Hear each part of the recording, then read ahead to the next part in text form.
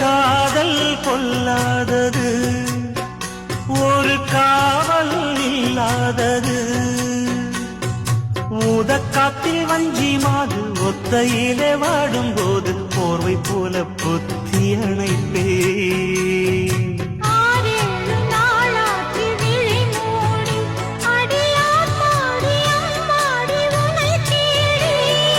நீதானே மானே என் இளஞ்சோடி, உனை நீங்காது என்று